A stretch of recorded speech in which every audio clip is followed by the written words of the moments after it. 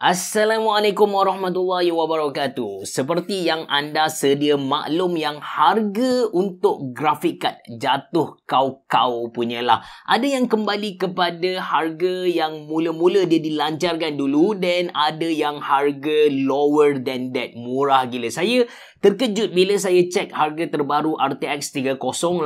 Kalau dulu kita kena beli pada harga RM6,000 Malaysia. Sekarang kita boleh dapat pada harga RM3,800 Malaysia. So, dalam video kali ni ada dua topik yang saya ingin ketengahkan. Yang pertama, kenapa harga grafik card turun kau-kau punya? Dan yang kedua, adakah ini waktu terbaik untuk kita beli grafik card? Anda bersama saya, Ashraf Jeffrey dalam channel YouTube Mona Lisa. Kalau anda belum tekan butang subscribe, pastikan anda tekan butang subscribe dan juga button loceng yang ada dekat tepi dia.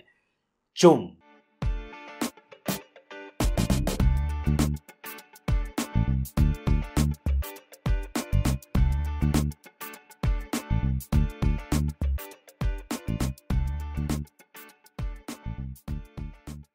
Okay guys, sebelum kita masuk ke main topik, saya nak bagi rough idea kepada anda. Satu gambaran kasar perbezaan harga grafik card 5-6 bulan yang lepas dengan harga grafik card sekarang.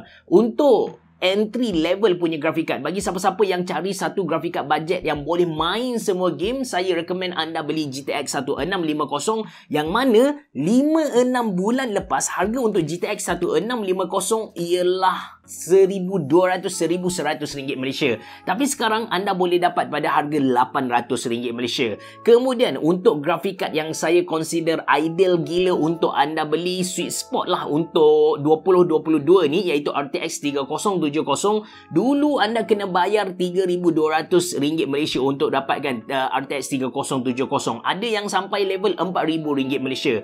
Tapi sekarang anda boleh beli pada harga RM2,800 Malaysia. Ataupun kalau anda beli Galax, anda boleh dapat pada harga RM2,500-RM2,400 Malaysia, macam tu lah. Dan yang paling mind blown punya RTX 3080.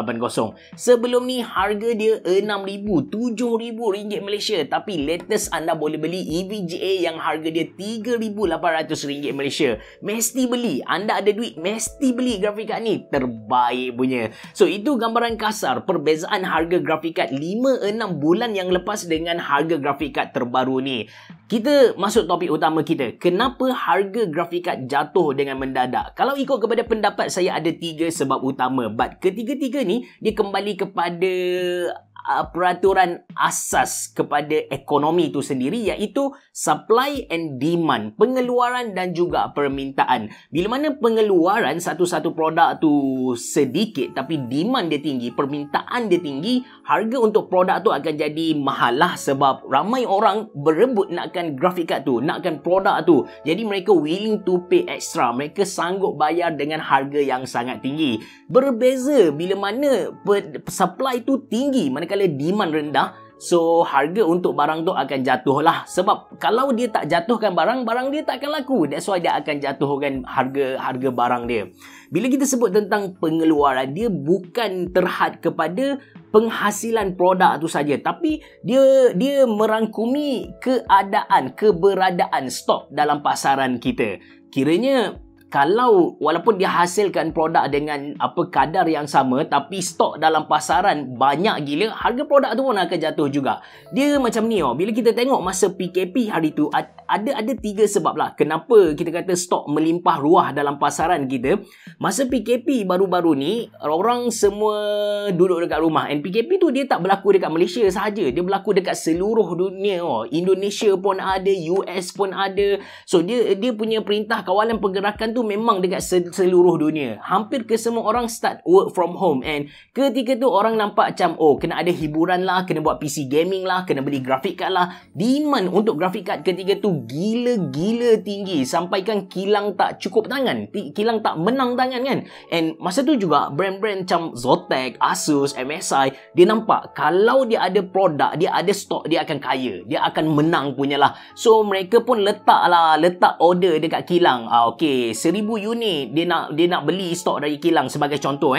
So kilang tu dia akan ambil order. Cuma masalahnya kilang dia tak boleh buat produk macam tu. Dia tak boleh bila dapat order pam jadi macam tu. Tak, dia kena beli raw material, dia kena bayar itu, bayar ini, dan apa kita kata, dia ambil satu masa yang lama untuk hasilkan order yang MSI Asus letak tadi.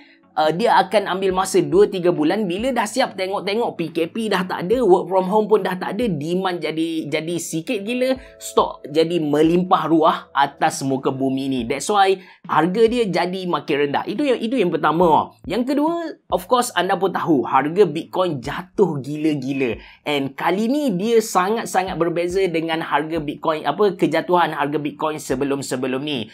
Bitcoin sebenarnya, harga Bitcoin ni dia jatuh bukanlah kali pertama. Kes kali ni bukanlah kali pertama. Maybe kali keempat, kelima, keenam. Saya pun tak tahu. Tapi kes kali ni totally berbeza dengan sebelum-sebelum ni. Yang pertama, kejatuhan dia sangat-sangat drastik. Dia pernah capai RM300,000 Malaysia, and latest kalau anda cek, rasanya tak sampai RM100,000 Malaysia. Itu yang pertama. Yang kedua, kalau dulu dia jatuh pun, difficulty level untuk dapatkan Bitcoin tu tak tinggi. Difficulty level tu adalah rintangan untuk dia dapatkan Bitcoin tu. Kan mining ni dia macam cari data. So dulu dia punya difficulty level ni rendah. So satu grafik dah boleh dapat dah satu Bitcoin sebagai contoh.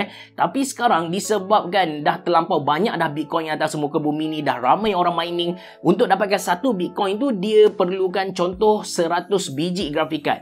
Bila kita kata 100 biji grafik card, anda kena fikir yang power consumption, elektrik yang perlu dibekalkan kepada grafik card tu sangat-sangat banyak. Jadi bil elektrik dia tinggilah. Bila harga Bitcoin jatuh dengan kita kata menyembah bumi macam ni, ada miner-miner yang kita kata tak kaya sangat, dia dah tak mampu tampung dengan kos elektrik, so dia akan jual grafik card dia. That's why kita boleh nampak ada banyak juga grafik card second hand yang ada dalam pasaran kita. Kalau miner yang mampu bertahan kan, dia still boleh bayar elektrik, bil elektrik dia mungkin kata, oh tak apalah, grafik card yang ada ni kita run saja sebab kos beli pun dah balik modal kan. Run sajalah, elektrik pun kita bayar sajalah. Kalau ada pun minus sebegini, dia tak akan tambah dah stok baru. Kalau dulu keluar je grafik card stok baru, dia akan beli. Tapi sekarang dia keluar je grafik card baru keluar, tak apalah, hold dulu, tolak tepi, okey. So minus sendiri pun dah demand untuk minus pun dah kurang dah. Minus pun tak beli grafik card buat masa sekarang. Dan yang ketiga, sebab Nvidia dan juga Intel, dia announce yang dia akan lancarkan grafik card terbaru lah. Macam Intel sendiri, dia baru sahaja bagi grafik card dia kepada beberapa orang reviewers untuk benchmark. Anda boleh pergi dekat Gamer Nexus, dia pun dah keluarkan benchmark untuk Intel Arc punya grafik card. Saya lupa apa model, tapi dah ada 2 review tak silap saya. Dan Nvidia dia announce yang mereka akan lancarkan RTX 4000 series. Dekat situ kan, dia membuatkan user ni fikir 2-3 kali, kalau aku beli grafik card sekarang, dia keluar grafik card baru, macam rugi pula kan. Dia jadi macam tu. So ramai user dia on hold. Dalam erti kata lain, bila kita gabungkan ketiga-tiga benda ni, dia menjadikan demand untuk grafik card tu berkurang, sedangkan stok dalam grafik card dalam pasaran kita masih lagi sama. Untuk pengetahuan anda, sebenarnya kalau dulu orang kata harga grafik card naik disebabkan kekurangan chipset, dia punya pengeluaran tu macam susah nak keluarkan. And untuk pengetahuan anda, memang sampai sekarang pun chipset tu masih lagi berkurangan. Anda boleh anda boleh tanya orang dalam industri kereta.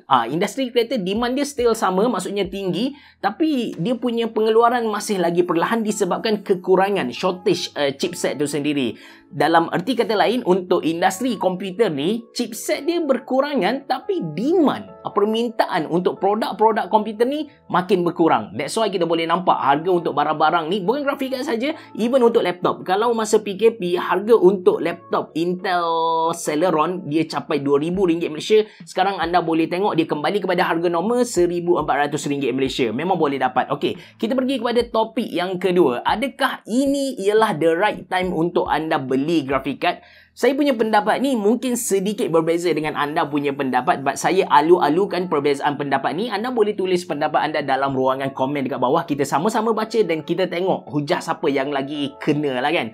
Bagi saya, this is the right time untuk anda beli graphic card. Sebab kita tengok harga graphic card ni dia dah jadi harga standard retail price. Harga yang masa mula-mula dia dilancarkan, even ada sesetengah graphic card macam tu RTX 3080 tu, dia lagi rendah dari harga pasaran. Dia memang rendah murah gila, so anda kena beli. In case anda tertanya-tanya, tapi lebih cerah kalau keluar grafik card baru RTX 4000 series, nanti menyesal pula kan. Dia macam ni kita tengok pattern Nvidia ni, bila dia lancarkan satu grafik card, dia akan keluarkan satu grafik card yang ada semua feature-feature baru yang dia banggakan masa dia punya presentation tu.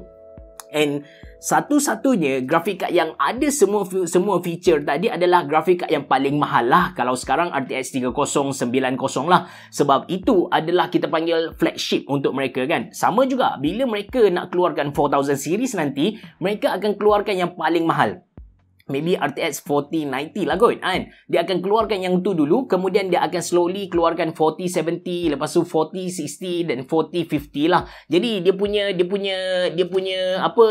punya susunan tu macam tu. Dia punya urutan tu macam tu. Kalau anda nak beli grafik card GTX 1650 ke, RTX 3060 Ti ke, even 3070 ke, saya nasihatkan kepada anda tak payah tunggu, anda boleh beli sekarang. Sebab anda punya latest grafik card tu kita tak tahu lagi bila keluar. Maybe tahun depan pun ada, maybe akhir tahun ni pun ada. So, kita beli je, kita guna. Lagipun bagi saya, grafik card yang ada, yang sedia ada sekarang, dah memadai dengan game-game yang ada. Kalau anda tanya saya lah, habis cerah, the best setup untuk seorang PC gamers macam mana sebenarnya? Kita tengok pada game yang kita nak main dulu. Game yang kita nak main tu, kita nak macam mana result dia? Yang pertama, mesti game yang kualiti dia, grafik dia cantik kan. So, grafik cantik, maybe kita go for 2K ataupun 4K lah. And monitor, the best monitor untuk PC gamers bagi saya ialah 24 inci ataupun 27 inci. 32 inci dengan meja yang kita ada ni bagi saya sangat-sangat besar and dia akan ganggu kita punya posture badan. That's why 24 ataupun 27 adalah the best. Untuk dapatkan 4K 27 inci, kita dah memadai dengan RTX 3070 ataupun maybe 3080 lah. 3070, 3080 dah memadai untuk hampir ke semua game yang ada atas muka bumi ni. So bagi saya, kalau keluar 4090, 4080, 4070 pun dia macam tak bagi apa-apa kesan kepada kita. Betul, dia ada feature baru yang tak ada pada 30 series, 3000 series, tapi feature tu pun kita tak boleh hargai. Macam mereka keluarkan 3050. Katanya ini adalah entry level RTX punya grafik card. Tapi bila kita run Cyberpunk sebagai contoh, untuk mid setting pun tak lepas So the same thing. Kalau ada grafik, dia macam membazir lah benda tu kan. Sama juga bila ada 4070 nanti, dia macam tak ada beza sangat dengan 3070 ni. Ni pendapat saya secara peribadi lah. That's why kalau anda bajet nak beli 3070 macam tu, better anda beli je sekarang. Tak payah tunggu 4070. Lagipun for sure harga 4070 bila dia dilancarkan nanti, harga dia akan jauh lagi mahal dari 3070.